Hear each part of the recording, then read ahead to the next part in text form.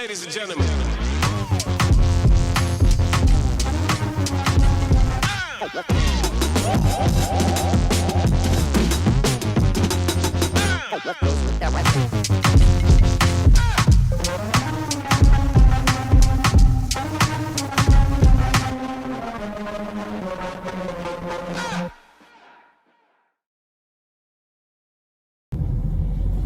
We are back with part 2 of the story, and this is becoming an agent.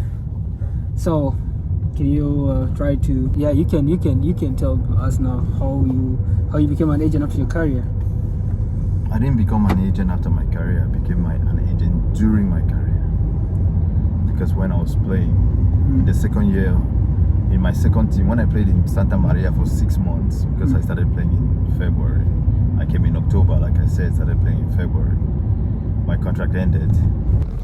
After my contract, normally in these lower leagues, basically in these lower leagues, you don't actually sign a contract. You just sign the license form, right? And the license form is valid for a season. So a lot of people like to say, I signed my contract. If you're not professional, there's generally no contract that you sign. Ooh, okay. That's how it works, because I did not know, because all my contracts were professional, and I'm a professional. What are you talking about? But okay, let's go. I want to die.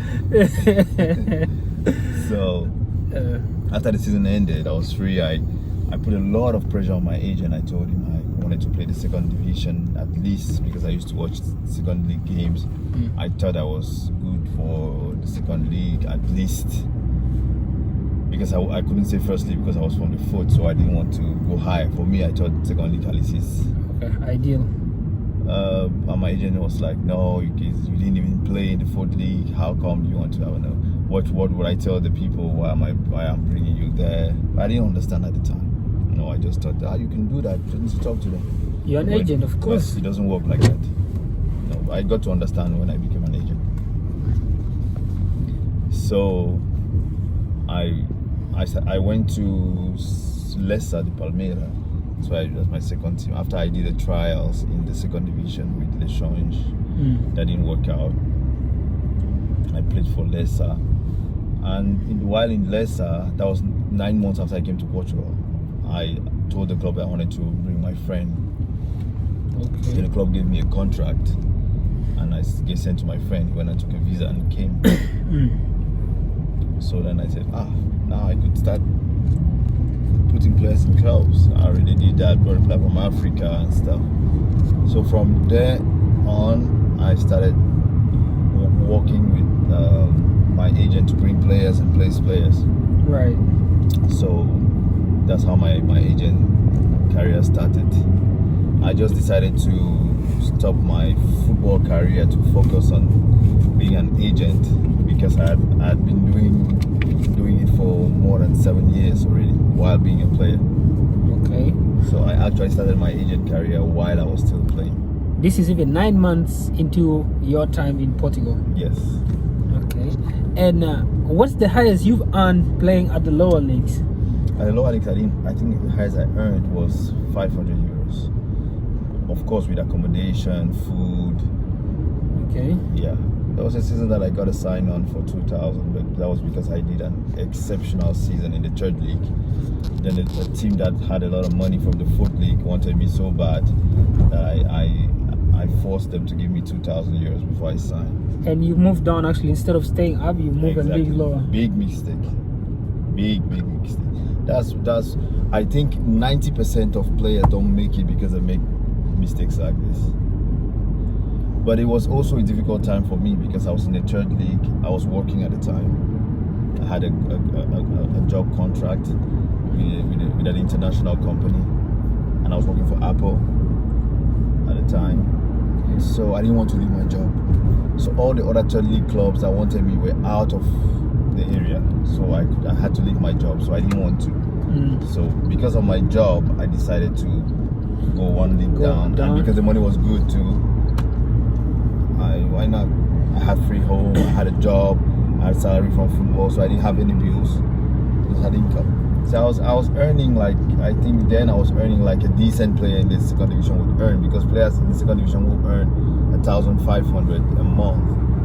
And this is something, if you told a kid in Africa that wants to just come to Europe, they wouldn't believe that you're making such money in the Portuguese third league or even the second league. They wouldn't really think it's... Yeah, we think, you know, when I played in Leicester, after I played in Santa Maria, you know how much I was earning in Leicester? I was earning 100 euros.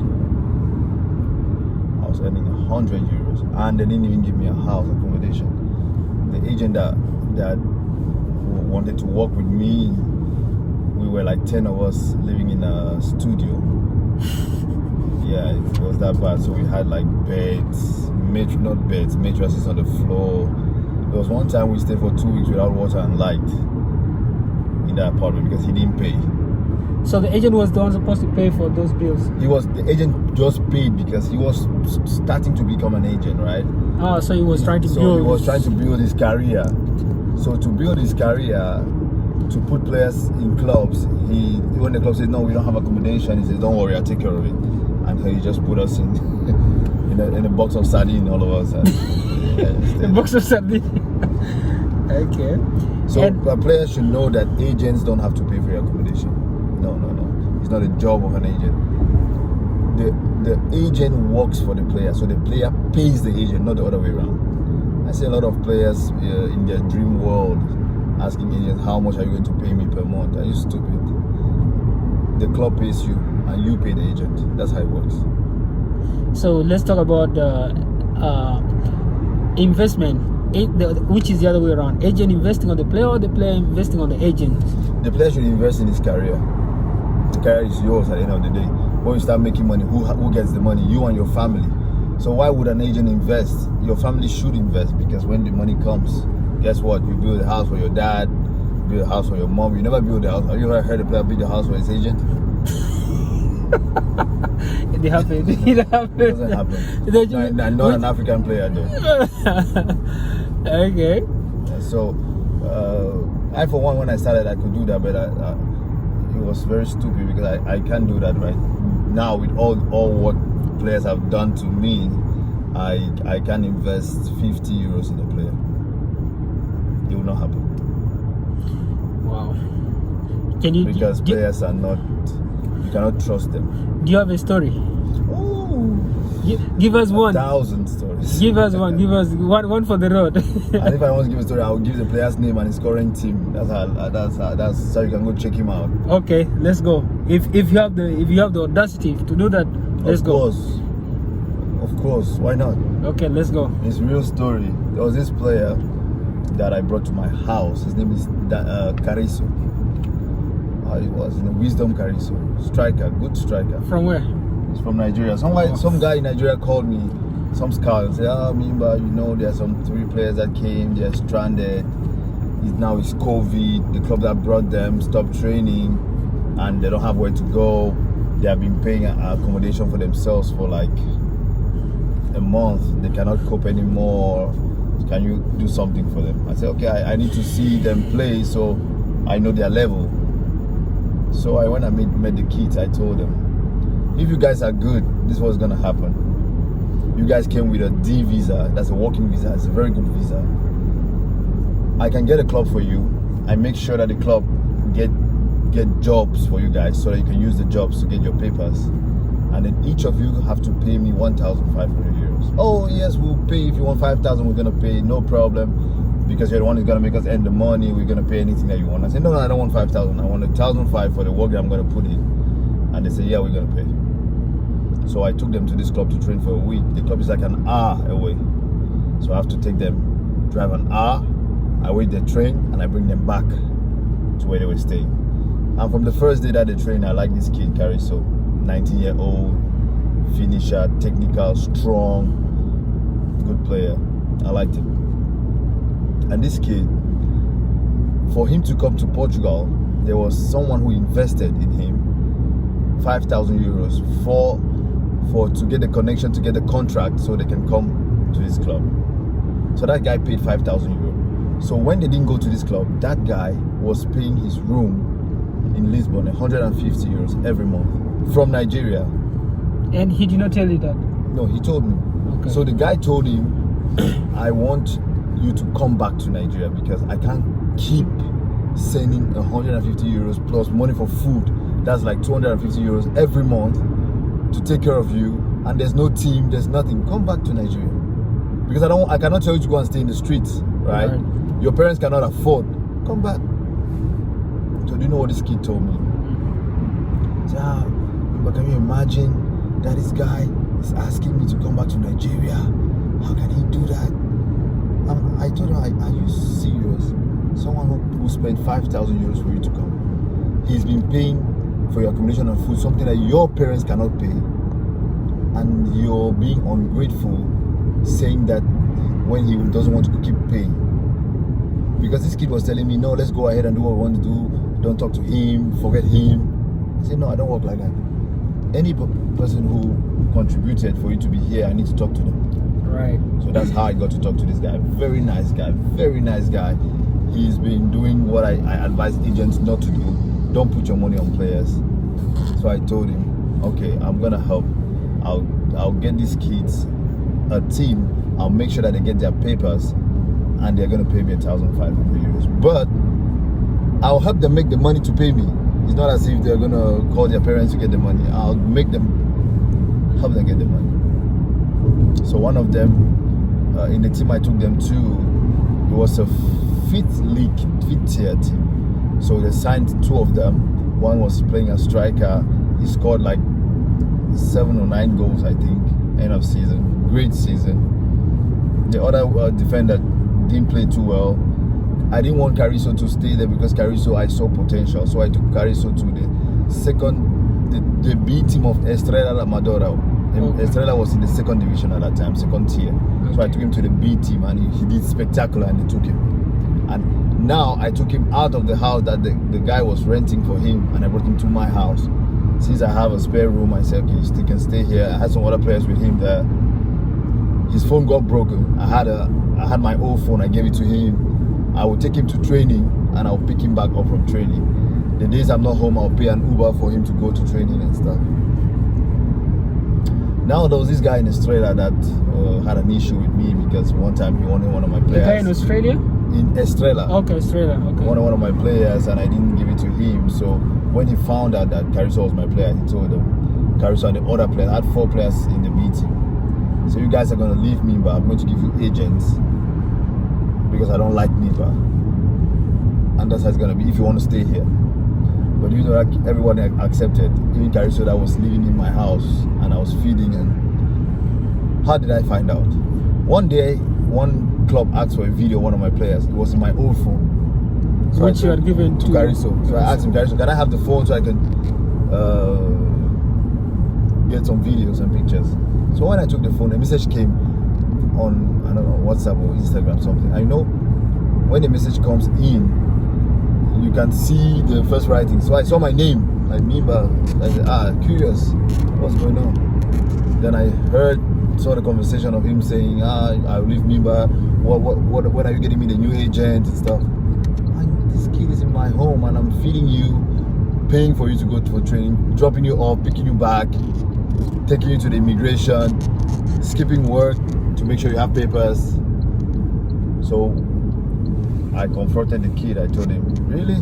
That's what you're doing, and you're living in my house? So now, since you want a new agent, I think it's only fair that the agent gets you a home, or you go and stay at his home rather than staying at my home and then you're working with him. Right. So I said, no, so you have to leave. He got all pissed up. You're gonna see, you're gonna regret this. He's threatening you? Yeah. Okay. So he left, went to the team. They gave him accommodation. He stayed there for 2 months. They didn't register him. He started struggling, and he called me again. So me at the time, stupid me at the time, I went and got him, brought him back to my home, sent him to Cavaillage, another team. He went there. They didn't want him. He started crying. He's a kid. He's really a kid. He cried. I said, calm down. So I called one team, Robudelo. I called the president of Robudelo. I told the president, he's my friend Michel. I told Michel, I have a player that is coming. He's good. Trust me.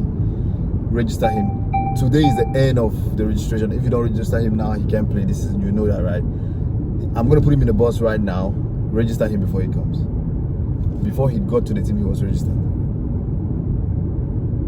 So when he got registered, he started training with the team.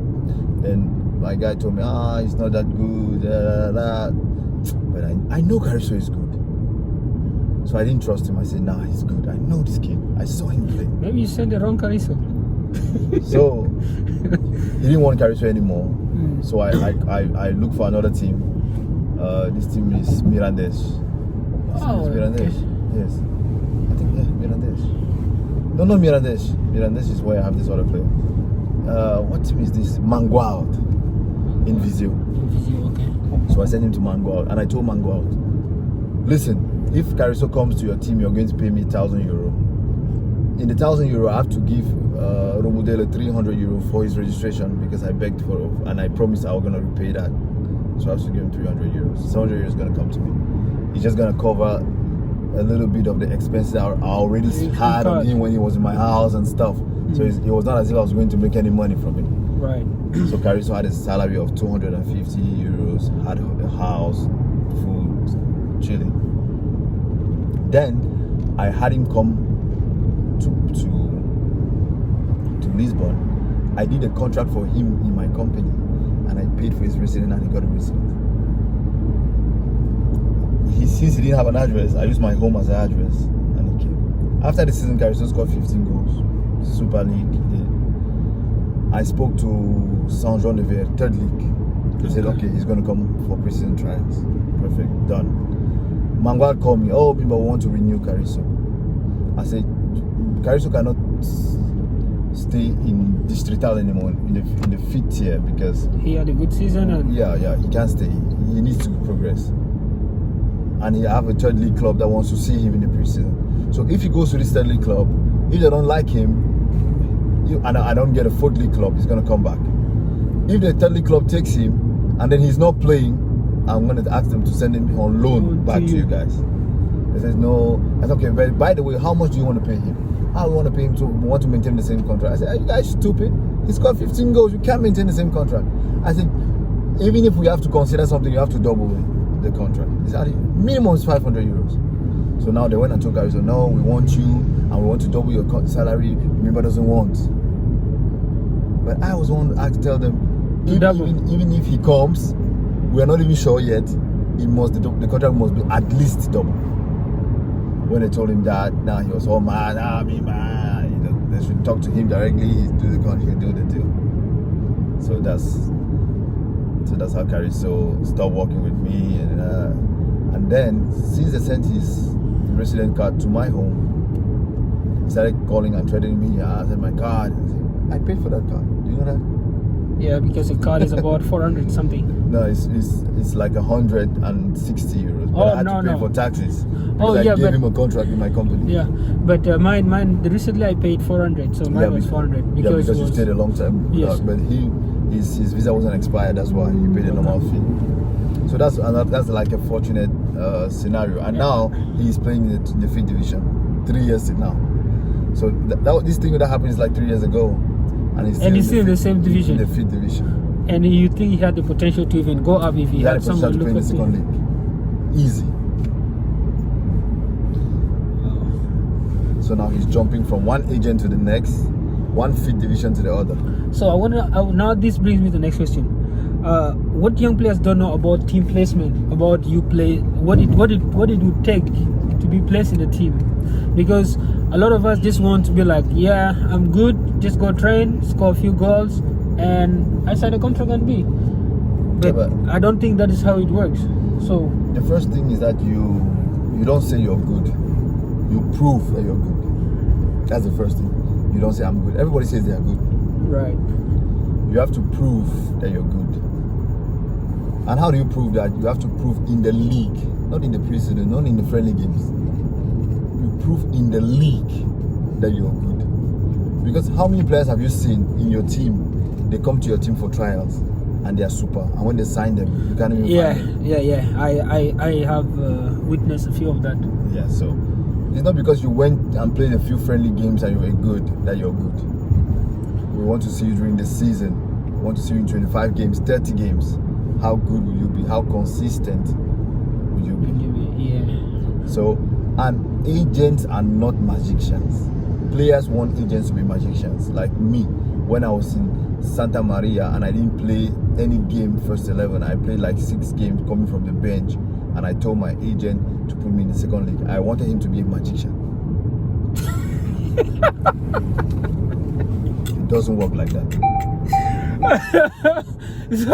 So you guys are not magicians? Yes, agents are not magicians. But we thought you were, man. Because you can make a phone call and they will register me before even arriving. Okay, let me explain how the phone call goes. Okay. And let's put, and I'm going to use you as a coach. You're the coach of a second division club, and you know me. You've known me for 10 years. Okay. We are good friends, and you just got called up to coach a second division club, new contract and stuff. And you go there, you already have like 10 players who had contracts last season. Now you're looking for new players. There are some agents that are sending you players from the first division. They didn't have too much playing time. They are quality players. They want them to have playing time. They say, oh, Sonny, I have this player. He was playing for Gil Vicente. He was playing for FC Porto. He didn't have too much playing time. I want him to come to your second division so you can have playing time. And then I, your friend, I call you and I send you a player that was in the street. He played even all the seasons, got even 20 goals. Who are you going to consider? The agent that is sending you a player from the first league, from FC Porto, has a good profile. The Porto, I will take Porto. Of course. Because I need to maintain my job. Of course. There's no rocket science. The thing is that players think when you send the player to a club, he's the only player that was sent to that club. Before your agent sent you to a club, there were already 200 players that were sent to that club, profiles. And all the profiles that were sent to that club are better than you. They are not better than you. They are 5 times better than you. When you say better than you, it seems as it's 5 times better than you. Then you're asking your agent to do magic. And then you tell them, oh, it's because you're not a big agent. There was this player that told me this. He contacted me because one of my guys, he had issues. One guy told him, I have an agent that can help you. Talk to Mimba. And he's from my country. He's from Cameroon. He came and spoke to me. I told him, okay. And this is how I test players. I just tell them, you're going to sign a 2-year contract with me. And then you know the kind of player he is. No, I don't want to sign any contract. You get me a team first. No, I don't work first before you play. You pay first, then I work. So you sign the contract first, then I work. No, I don't want to, if you bring me a team in second division, then I can sign a 2-year contract. And he's playing in the 5th division, right? No, that's not even the worst case. The worst case is that the team he's playing for in the 5th division, they have a team in the 4th division, so he's in the B team. So he's not even playing in the A team in his team. But he wants to go to the second division. Do you know why? Because he was in the academy with his friends, and some of his friends play in the first league in France, in the first league in Portugal. So because they were in the academy together, and maybe at that time he was better than them, or they were in the same level, since they are playing in the first league, he has to play in the first league. It doesn't work like that. They had a career path. They had to undergo different stages, and in all the stages, they were the best. Okay. You're in this stage. You are in a team that has 2 divisions, one in 4th league and one in the 5th league. You were not the best. If you were the best, you would be in the 4th league and you would playing all the games. You were not the best. You were just amongst. So that's why you're in the 5th league. So he told me, if you're a big agent, you will put me in the second league. I said, if you're in a big player, you play in the 4th league, but you're in the 5th league. So you're a small player, I'm a small agent. So it can work. Let's cooperate. Same level. Small. Yes. Small player, small agent. That's the business. So I always ask players, you're a small player, do you think a big agent wants you? No. It doesn't make sense. He wants players, but he wants big players. Yes. You're small, so you have to look at a small agent like me.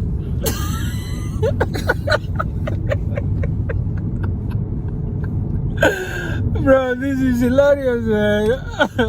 That's a fact. You have a player that plays in the 5th league and he wants an agent that has players in the 1st league. He doesn't want you. He's not even seeing you. Okay, so let's talk about this making money in football. Especially, let's say, making money in the lower leagues. You will not make money in the lower leagues. Okay, that was very blunt. Okay, now in the lower leagues, you just try to play to show yourself, to show that you have talent. to show that you can be consistent, not that you have talent. I think this is something that I just thought about it now. Players have talent. We are not looking for talented players. We are looking for consistent players. Players that every league season, a striker that can score 15 goals, between 10 to 15 goals every season. That's a consistent player. We don't want a talented player that scores 20 goals this season and next season scores 3. Makes sense? So clubs are looking for consistent players, not talented players. So what about making money in football generally? Now leave alone the lower league. Yes, making football in football generally, money in football generally, you have to be consistent. The more consistent you are, you make money. I'll take you. When we put Jenny Katamo in Sporting, he was earning less than. He was earning 1,500. That's like 30,000, less than 30,000 a year. Now he's earning 400,000. He was consistent. I want you to tell that story. You already told me, but I want you to tell that story of that kid, how you followed him and ended up in Sporting. Yeah, when I watched his game when he was with the under-19s of Amora, and I thought he was good. Someone told me he was good, so I went and the first time I saw his game, I thought he was good. I thought he was okay. So I went and watched another game in the under-19s. Then I thought he was good. Then I watched another game he played with the first team and he scored a banger from 35 meters. Then I thought he was really good. So I called one of my partners that have a big agency, and I told them, this kid is good. You guys need to sign him. I need to sign him in your agency because I have a smaller brand. You guys have a bigger brand. I'm a small agent. You guys have a bigger brand, and it makes more sense because now he's in the big leagues. He's in Sporting, a big club. He needs something that makes sense. So when he signed for Sporting, they were not interested at first. So Amora signed him to Sporting. His club, Sporting, saw him and liked him and signed him. So when he signed for Sporting, I told my partners, and they said, damn, so you were right. So now they were interested. So they signed him. So we talked to his dad, and we signed him for Promo Sport. Promo Sport is this agency that has players like Adama Traore of Wolves, and have Carlos Soler of Atletico Madrid, those kind of players. So they have those kind of big players. They have players in Barcelona.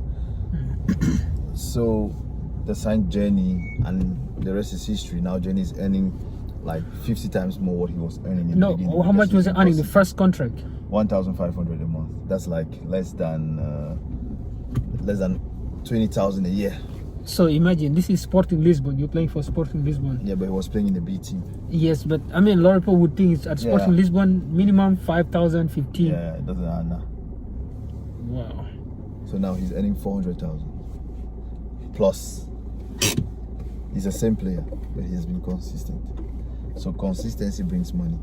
You don't just come and have a one good season and you think you're gonna make money. Nobody pays for a one-time wonder. So how much of the game did you learn after retiring about the game? I can say a whole lot, like 90%. Because sometimes you just think things, you just have theories in your head. I'll ask you a simple question. Okay. When you go on trials, who do you think you're competing with? The players in the team, or the players in my position. Okay. What if I tell you that that's not true?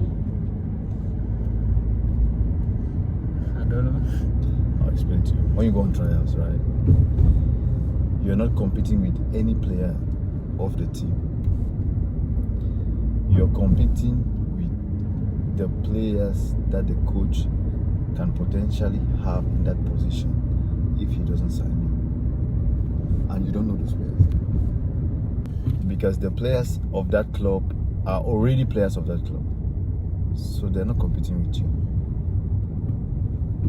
Now, I'll break it down so you can understand. I'll use players so you can understand. Real Madrid doesn't have a striker.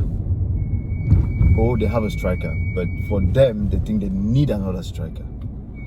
Now they bring a striker to come on trials.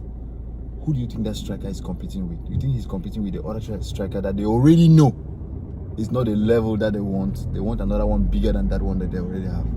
He's not competing with that one because Real Madrid already knows the level of that striker that is in that club. Yes. But they are saying we need a bigger striker. So you now let's use some names. So now they have on the table Haaland is doing trials. It's impossible that he goes on trials, but let's just use that example for easy understanding. Haaland is on trials. And normally who plays striker for Real Madrid now? Now he's The season that ended. the season that ended was Joselu. Let's say Joselu. So you think that Haaland is competing with Joselu? No. Real Madrid already knows the level of Joselu. So they are trying to look Haaland if he fits the kind of striker that they want to add to Joselu. So now Haaland is on trials. And you know who they're talking to? Jimmy Vardy, Lewandowski, Mbappe. So those are the players that Haaland is competing with. Because if they don't sign Haaland, they can sign Mbappe, they can sign Jimmy Vardy, or they can sign the other guy. So when you're on trials, you're competing with the other players in the world that the club has the potential to get for the budget that they have. If they can pay 1,000 euros, there are a lot of players that will accept 1,000 euros. So you are competing with all those players that are without club for that position that would accept 1,000 euros. That's what you're competing with. Because if they don't sign you, they'll go for one of those players. So it means I have to.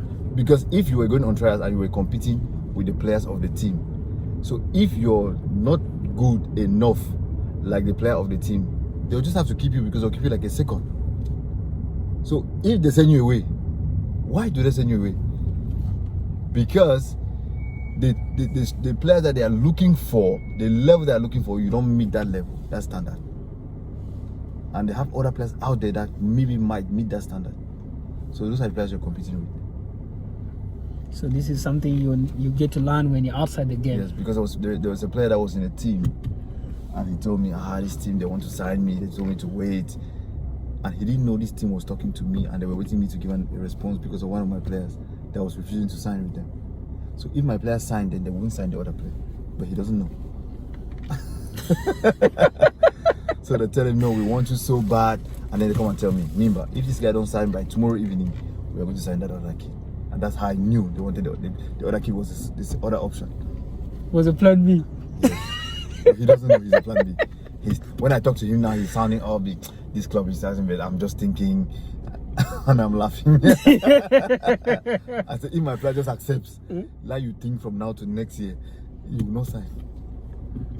Because they already told me my player's first choice. But you had your other demands. Yeah, the player. For me, I wanted the player to go, but he had other clubs that wanted him as well. So he had options. Salgueiros wanted him, Leicester wanted him. He was Chidera. But I won't tell you the other player because he would not be good. And the other player I knew, so I talked to him because I knew him as well. So do you have a club? So, yeah, I have some clubs that I'm still thinking. I was like, keep thinking. When Chidera says yes, you know that you don't have any club. Bro, no. We need another 2 hours together, man.